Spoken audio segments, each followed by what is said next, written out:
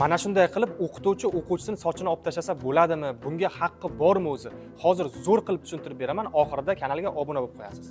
Gapni pust kallasi umuman mumkin emas. Bu bo'yicha Maktabgacha va maktab ta'lim vazirining 2023-yil 31-avgustda qabul qilingan 282-sonli buyrug'i bor. Ya'ni unda nima deyilgan?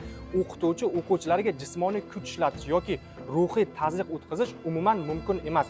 Mabodo kuch ishlatib qo'yadigan bo'lsa, o'sha o'qituvchiga nisbatan intizomiy jazo chorasi yoki holatga qarab ma'muriy yoki jinoiy javobgarlik kelib chiqishi mumkin. Xo'p, indamay o'tirsinmi o'qituvchi o'sha vaziyatda deyishingiz mumkin. Yo'q albatta. Demak, o'qituvchi nima qilishi mumkin? O'sha vaziyatda o'qituvchi o'quvchidan sochini olib kelishni talab qilishi, aks holda u yoki ota-onasi javobgarlikka tortilishi mumkinligi haqida ogohlantirishi mumkin.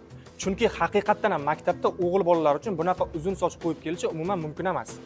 Foydali bo'lgan bo'lsa videoga hoziroq like bosib, boya kelishganimizdek albatta kanalga obuna bo'lib qo'ying.